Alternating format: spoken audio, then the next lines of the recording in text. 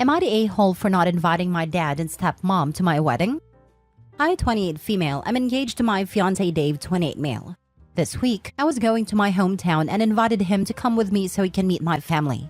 He's met my brothers and my mom, but not my dad and extended family. When I was 16, my dad cheated on my mom with a very well-known escort, then married her. Not only was I going through a tough time dealing with our family being torn apart, but I also had to deal with all the ridicule of having an escort stepmom.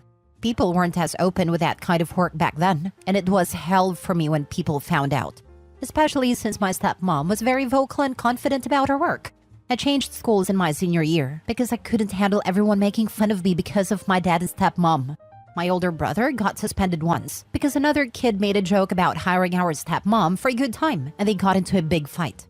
I stayed with my mom full-time and barely spoke to my dad or stepmom. My dad wanted equal custody of me and my brothers, who were 17 and 14 years old at a time, but none of us wanted to live with him and his wife, and he couldn't really force us to split our time for him.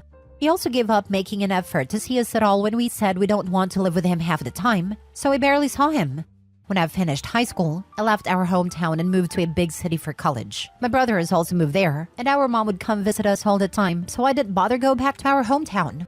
Dad didn't offer to come see us, and none of us have been back home, so this week was the first time I've seen my dad in about 10 years. My auntie was hosting a dinner party so everyone can meet my fiancé, and of course, my dad and stepmom were there. I was polite to them, but it was awkward, and my fiancé was doing all the talking. Stepmom asked us when and where the wedding is, and my fiancé told her it's on the 2nd of December. She said, "Wow, and you still haven't sent our invites?" My fiancé just kind of looked at me awkwardly, and I answered, "We have sent out invites, but our guest list is limited and we're only inviting our closest friends and family, so I couldn't make space for you and Dad. Sorry." She just smiled and said she understood we aren't inviting anyone we aren't super close to. We'll be having 30 guests in total. The next day, my dad comes to visit my fiancé and I at our Airbnb, and he asks me why him and his wife aren't invited to our wedding. He said I'm his only daughter, and he'll feel like a failure if he can't even walk me down the aisle. I said, it makes me sad that my dad won't walk me down the aisle either, but I'm not going to make a fuss about that tradition when we have barely spoken since I was 16. We don't have a father-daughter relationship, and I'm not going to pretend like we do just for my wedding. He started crying and asked how long I plan to punish him for what happened between him and my mom. He said he feels like he lost his children 12 years ago when he divorced my mom, and now I'm putting the final nail in the coffin. I told him I don't hold resentment over his divorce with mom and everything he did, but the fact of the matter is that we aren't close anymore. And I'm not interested in faking it. Am I the a-hole? Now for the top comments. Not the a-hole. Your dad is feeling like a failure because he is a failure of a dad. The audacity of people. I can't believe he broke up your family like that, hooking up with an escort, and expect you to have him walk you down the aisle like some kind of upstanding father. Ridiculous. 100%. Even if you overlook the cheating, breaking the family apart, and all the bullying endured, he stopped trying to make amends. It was on him to come to his children, but it probably just became easier on his pride to give up. OP, not the a-hole. I hope your mom is doing well. Your siblings too. You're going to have an amazing wedding. Call me traditional, but I've never understood why people who don't value wedding vows should be invited to weddings in the first place. Not the a-hole. Honestly, even the stepmom had a lot more grace about it. Not the a-hole. And at this point, the only a-hole is the dad. Even his mistress has more class than him. And that's the thing. At the very least, in the presence of everyone, she held it together. It's completely acceptable to be upset about things in your own private time, as another to make a scene in front of people. Sound like stepmom has accepted this. You handled it perfectly, honestly. There is a vast spectrum between resentment and healthy relationship. And your dad doesn't get to guilt you into a relationship that doesn't exist. Don't let the consequences that is now fully realizing wait on you at all. Not the a-hole. OP, it is important to have the wedding both you and your fiancé want. You haven't asked Dad for any money for the wedding and didn't even invite him, so he has no say. As for his hurt feelings, it seems he has had illusions of walking you down the aisle and has only now realized that this is not gonna happen. It is a hard truth, but a choice made a long time ago. I hope you have a wonderful wedding and a very happy marriage. I wish you all the very best, OP. Congratulations. Next story. Am I the a-hole for refusing to attend my sister's wedding after she didn't come to my graduation? So a bit of background. My sister and I have always had a competitive relationship. 2 years ago, when I graduated from a master's program, she didn't attend because she was on a retreat with her then fiancé. It was a big deal for me because I was the first in our family to get a graduate degree, and I really wanted her to be there. I felt hurt, and we had a big argument about it where she said my graduation was just another ceremony and that I was being overly sensitive. Fast forward to now, she's getting married. The problem is, she chose a destination wedding on this very exclusive island, and the cost of attendance is way beyond what I can comfortably afford. I'm talking about several $1,000s for the weekend. When I told her I might not be able to come, she freaked out and said I was trying to sabotage her special day. I'm also a bit tight on money because I've been saving up to buy a house. I tried explaining this to her, but she said that I'm being selfish and that I should take out a loan if I have to because it is her once-in-a-lifetime moment. I haven't given her a definitive answer yet, but I'm leaning towards not going. My parents are saying that I should just suck it up and go to keep the peace, but I don't see why I should go into debt for a wedding when she couldn't even drive across town for my graduation. So am I the a-hole for not wanting to go to my sister's wedding? Not the a-hole. Never go in debt for someone else, especially a destination wedding. I'm sorry, I can't afford that and won't be attending. Rinse and repeat. Why should you have to keep the peace? It's not your destination wedding. If anything, your parents want the peace kept. Then they can pay you to attend as a gift. You're not selfish. Your sister is just entitled. Don't feel bad. After all, it's just another ceremony. The words destination wedding changed my answer instantly as soon as I read them. Forget the graduation. If you have to pay to attend someone's wedding, then there's no stipulation you have to go, no matter the relation. If you want a destination wedding, then you eat that some people won't be there who otherwise would have been. If there is someone specific that must be there, then you need to be prepared to foot the bill to get them there yourself. If you can't afford that, then you can't afford your destination wedding. Not the a-hole. If you're not going to her wedding ruins her entire wedding, then she's clearly got bigger issues to work out. Or she should have planned with you in mind if it's that important. Not just OP, I'd wager there's a few family members that would have difficulty affording to go, especially these days. Not the a-hole. Never keep the peace. It is a phrase used when you are right, but those who use it are unwilling to call out the real a-hole, your sister. Don't put yourself in debt or use savings for a vanity wedding. Because that's all it is, her ego-stroking destination wedding. If she needs you there, let her pay for you. But seriously, don't go. Your reasons are 100% valid. I hate this phrase with every fiber of my being. It's used to bully people into tolerating crappy behavior, and it serves only to encourage a-holes to keep being a-holes. I refuse to keep the peace with someone who treats me badly. I will call them on it, or simply cut contact. The others I hate, be the bigger person and but family. Next story. Am I the a-hole for showing my mom the letter my sister wrote to me before she died? I, 16 male, lost my sister Birdie last year. Birdie was 20 when she died. She had been diagnosed with cancer a year before her death. She knew she was dying, so she made a will for the very few things she had. It was mostly sentimental childhood stuff she had. Old stuffies, and she had a necklace that our dad bought her. Stuff like that. It wasn't a lot, but she left it all to me. She also wrote a letter to me before she died.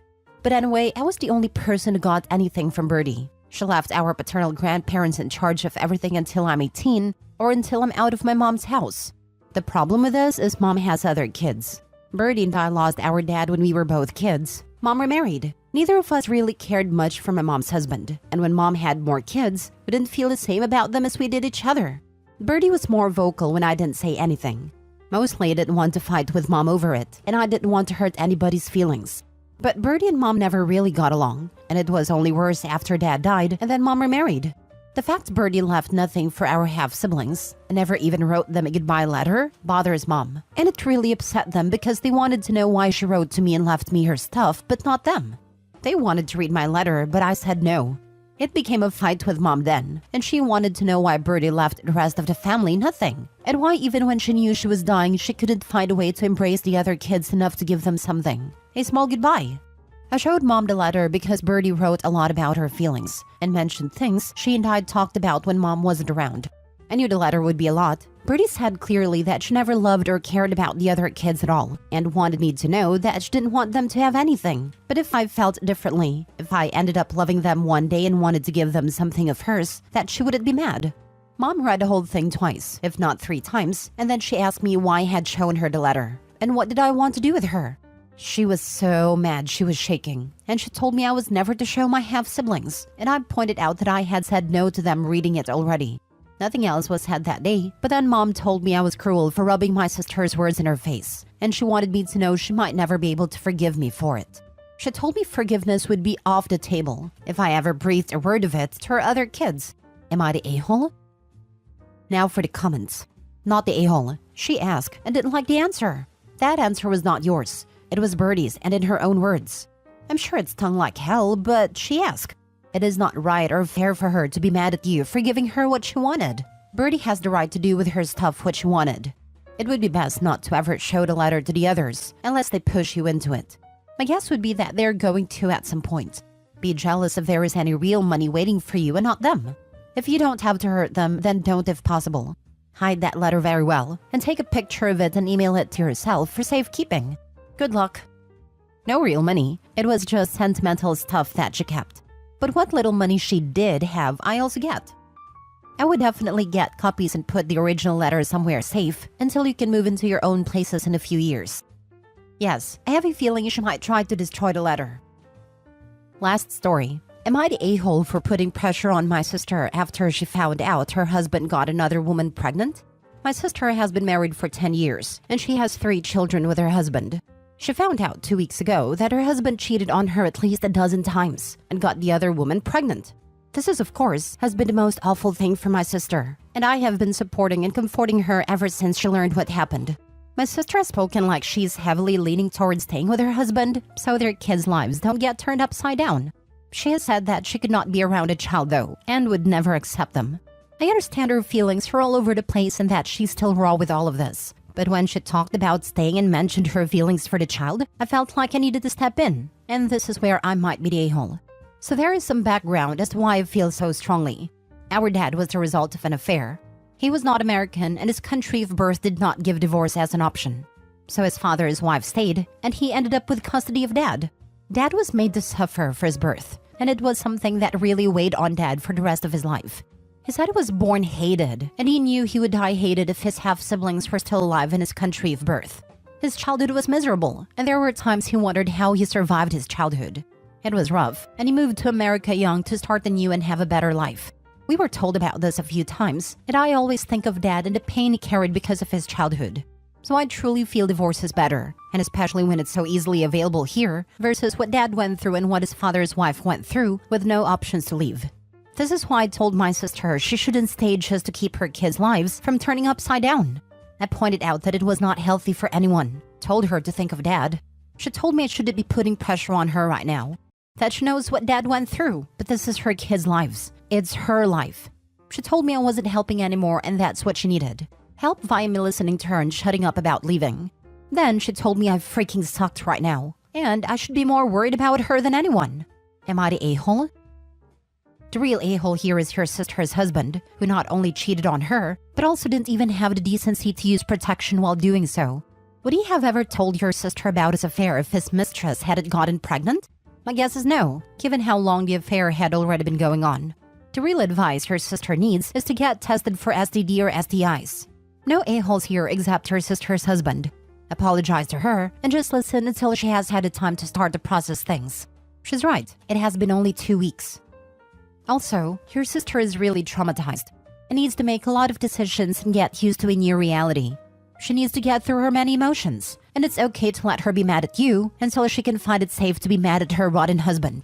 She's going to have a long period of adjustment, so be patient with her and with yourself, and encourage her to express herself. I know that you are very much not the a-hole. Much love and care to you both. This literal exact thing happened to me last year. I found out in July. I am just now fully adjusted to my new life, and still processing my emotions/feelings. This advice is spot on. She has a lot to get through. My heart hurts for OP's sister. It is an awful traumatic thing that happened to her. I filed for divorce a little less than 2 months ago. I just wanted to put it out there. OP's sister could take a while to get through this. Your sister's kids' lives are already being turned upside down. Kids know when things aren't right with their parents, and forcing a happy family onto a serial cheater with a baby mama is not going to work at all. The kids will suffer less if she leaves him and finds someone who will be a true partner and treat her with respect. She is in denial and seems to think she can just will this away. She cannot. Her husband will keep cheating and she will stay miserable. And her kids will know about it and it will influence their future relationships for the rest of their lives. I get that she feels she needs support from you and not a lecture on things she already knows. But she's got big decisions to make, and quickly. Not the a-hole, but maybe apologize to soften the blow, as you don't want her to distance herself. But at the same time, it doesn't sound at all to me like she's really thinking of her kids yet.